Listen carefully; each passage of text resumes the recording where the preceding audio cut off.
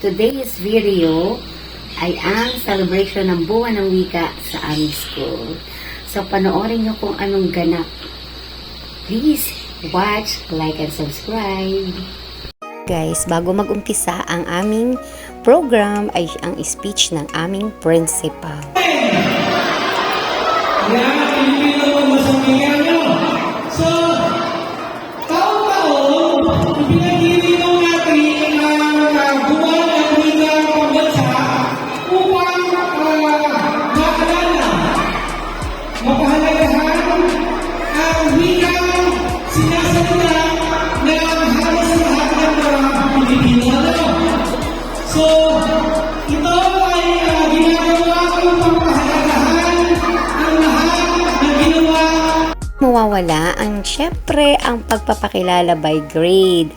So kanya-kanya yan, kanya-kanyang tayo. So napakahusay nung aming taga-check ng attendance, si Ma'am Jennifer. Okay naman, masaya sila, kanya-kanyang sigawan.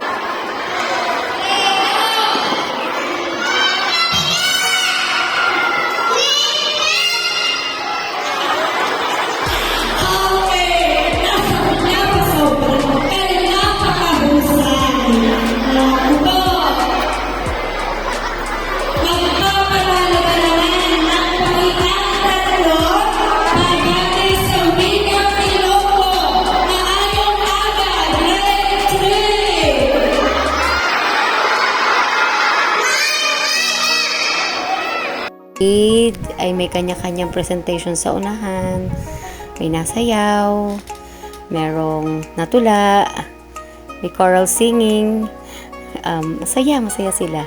Nakakatuwa ang mga bata, napakagaling mag-participate. O kita nyo na yan guys ha, may pagtaas pa ng kamay. And mind you, ang teacher ang tularan.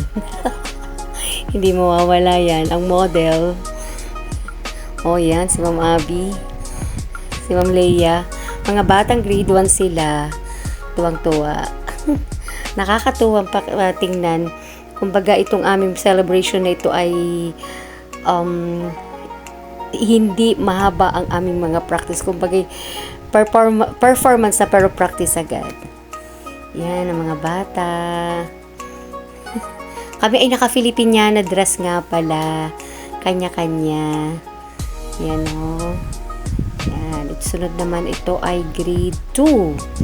Sila ay kakanta ng batang sorbetero yata o mamang sorbetero, something like that. Yan. Merong acrostic, buwan ng wika, kanya-kanyang kahulugan. Ayun. So, sila ay grade 3. Kasi si Teacher Badet ang nag-aano dun eh. Ang nagde-demonstrate, ang pinaka-model. Yan. May kumanta pa. Okay, ayos ang kanta. Si Crestor ang nakanta. Ayun. Apo na yun. Nakatuwa. Next is grade 4. Yan. Kita nyo naman may model oh. Pasayaw-sayaw. Yan ang grade ano to? Kakanta. Grade 6. Grade 6 yata to. O grade 5. Siya naman ikakanta. Yan, may kanta pa rin. Puro Filipino song po. Mga OPM talaga. Yun ang nakakatuwa dyan. Pinakikita talaga nila ang talent nila.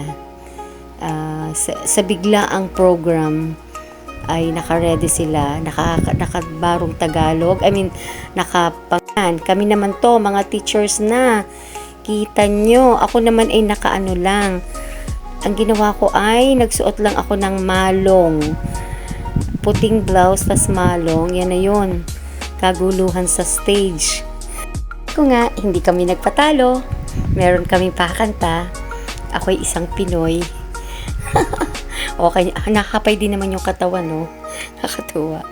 So, may naglilid ng kanta dyan sa amin. O, isipin mo yan, oh. May pasway-sway pa ng katawan.